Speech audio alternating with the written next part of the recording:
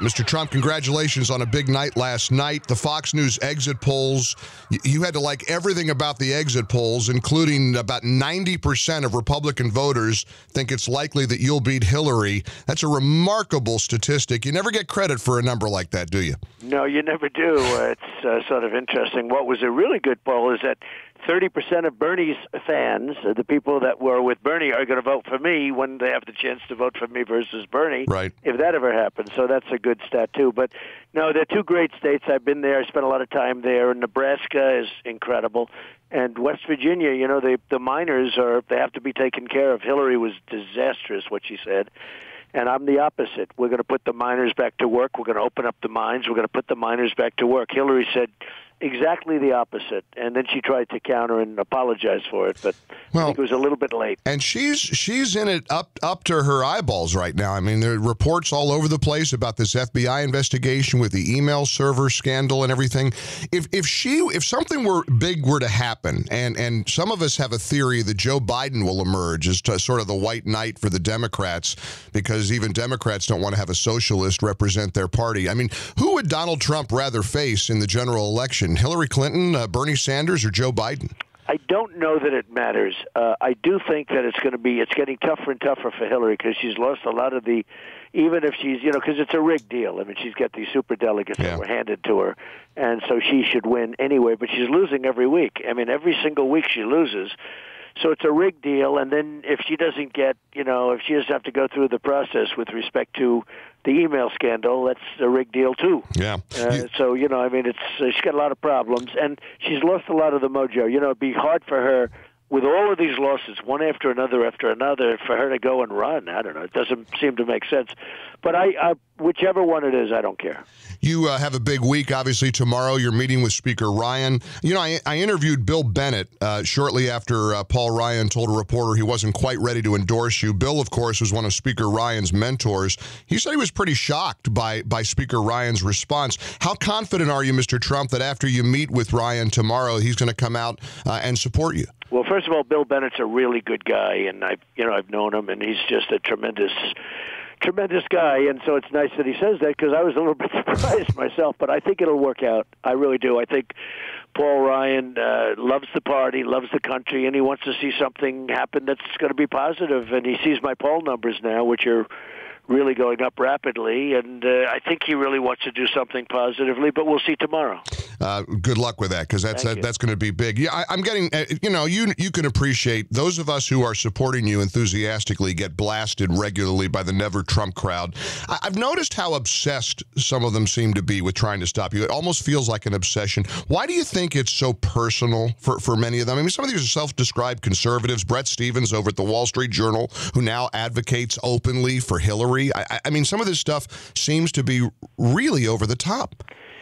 Well, I can't exactly explain it. I've had tremendous success, and I'm an outsider, and I'm going to shake up the system for the better, and we're going to make great trade deals. And, like Bret Stephens he's made a lot of mistakes over the years, a lot of bad calls, tremendously bad calls. And, you look at some of the things he's advocated for, not just people, but things, and he's been so wrong about so many things. So, I have him, who I don't know at all. I don't know if I've ever met him. I guess I maybe did once. Mm-hmm. But you have other people too. Charles Krauthammer is just never stops. It's no matter what. If you win by 98%, he'll say, "Oh, he didn't get 100%."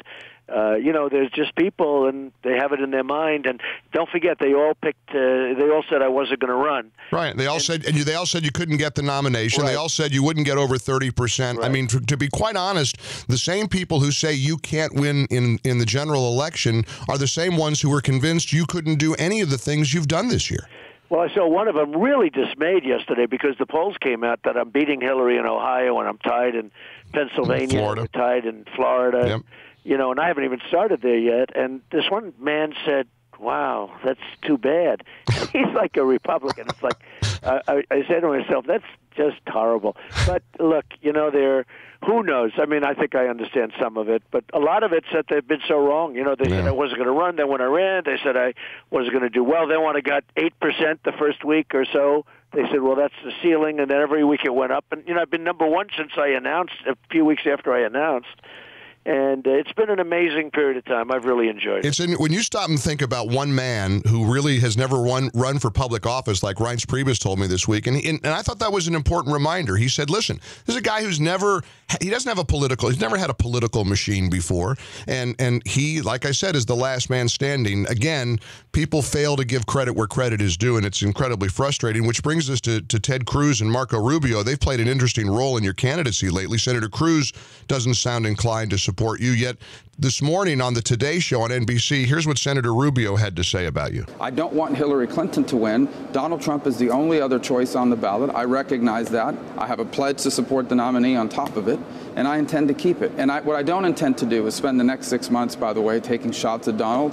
Whether we like it or not, he has earned the right to make his case to the American people. He earned it at the ballot box, and I'll respect that. Mr. Trump, that seems like a pretty honorable thing for Senator Rubio to do, right? I think so, and I think he did the right thing, and I appreciate that. And I think eventually Ted Cruz will also come along. You know, they signed pledges. Everybody signed pledges. Now, Jeb Bush dishonored his pledge. I mean, he dishonored his pledge. I mean, he signed a pledge. And if you remember, they all wanted me to sign it, so I signed it. Right. But that's a pledge that's a guarantee. You know, there's no outs. It doesn't say subject to me liking Donald Trump or anything. And, you know, Jeb Bush spent $12 million on negative ads on me. And then after he spent it, I started hitting him very hard. And then they said Trump was mean.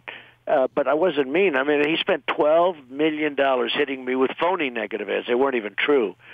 So, you know, I had a right to do what I did, and it was tough, and he left the race, and then he said he's not going to endorse me, and I said, well, then you violated your pledge. Right. And I think he said, well, he doesn't care. Well, that's not supposed to be. That's not a man of honor when you violate your pledge. There seems to be a formula, Mr. Trump, that happens with your candidacy. It's happened all year. The more people throw at you, the more popular you become with the people who matter, the voters. Is there a part of you that hopes that this cycle continues all the way through November? Well, I think unity would be a good thing. I mean, I look forward tomorrow to the meeting with Paul, and hopefully that'll work out. And look, if it doesn't, I'll continue to go my way, but I think it will, and I think unity is better, and it gives us a better chance, maybe a little better, maybe a lot better, but it gives us a better chance to beat probably Hillary. Well, we will see. You're the consummate deal maker, no question about it. It's an attribute millions of Americans appreciate about you. How do you seal the deal in final here? How do you seal the deal with people who are on the fence with you, who say, I'm not quite sure, he's never done this before? How do you win them over? Well, they're coming along. I mean, we're going to make great trade deals. We have horrible deals right now. Our country is being taken to the cleaners. We're going to fix up our military and make it strong, really strong, so nobody messes with us. We're going to take care of our vets. We have so many things. We're going to have a very, very strong border. The border is going to be unbelievably powerful and strong. And that's what we have to have. Otherwise, we don't have a country. We're going to get rid of Obamacare and replace it with something much better and for much less money. It's a disaster, Obamacare.